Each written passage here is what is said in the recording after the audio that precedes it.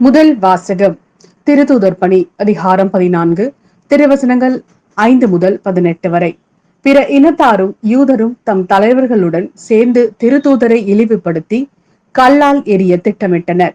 இதை அவர்கள் அறிந்து லிகவோனியாவில் உள்ள நகரங்களான லிஸ்திராவுக்கும் தெருப்பைக்கும் அவற்றின் சுற்றுப்புறங்களுக்கும் தப்பி சென்றார்கள். அங்கெல்லாம் அவர்கள் நற்செய்தியை அறிவித்தார்கள். லிஸ்திராவில் கால் வழங்காத ஒருவர் இருந்தார். பிறவிலேயே கால் ஊனமுற்றிருந்த அவர் ஒருபோதும் நடந்ததில்லை. அவர் அமர்ந்து பவுல் பேசியதை கேட்டுக் கொண்டிருந்தார். அவரிடம் நலம் பெறுவதற்கான நம்பிக்கை இருப்பதை கண்டு பவுல் அவரை உற்று பார்த்தார். உரத்த குரலில், நீர் எழுந்து காலூன்றி நேராக நில்லும் என்றார். அவர் துள்ளி எழுந்து நடக்க தொடங்கினார்.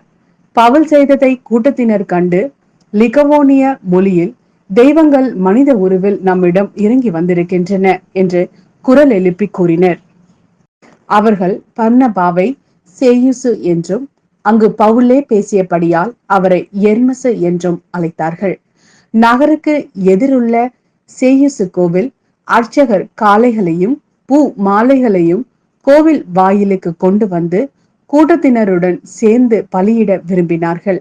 இதை கேள்வியுற்ற திருத்தூதர் பர்னபாவும் பவுலும் தங்கள் மேலுடைகளை கிழித்து கொண்டு கூட்டத்திற்குள் பாய்ந்து சென்று உரக்க கூறியது, மனிதர்களே, ஏன் இவ்வாறு செய்கிறீர்கள்? நாங்களும் உங்களை போன்ற மனிதர்கள்தாம்.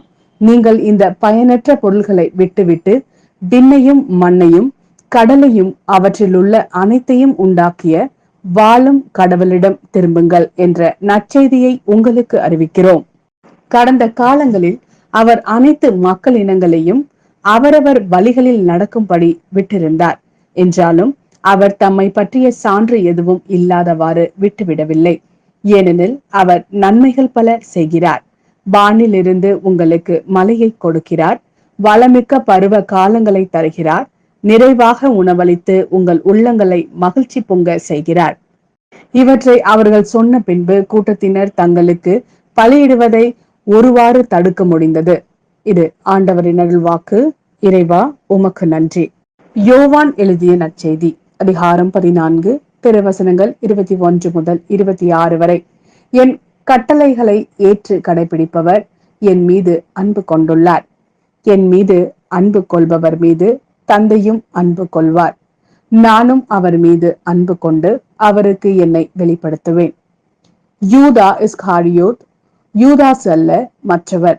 அவரிடம் ஆண்டவரே, நீர் உம்மை உலகிற்கு வெளிப்படுத்தாமல் எங்களுக்கு வெளிப்படுத்த போவதாக சொல்கிறீரே, ஏன் என்று கேட்டார். அதற்கு இயேசு பின்வருமாறு கூறினார்.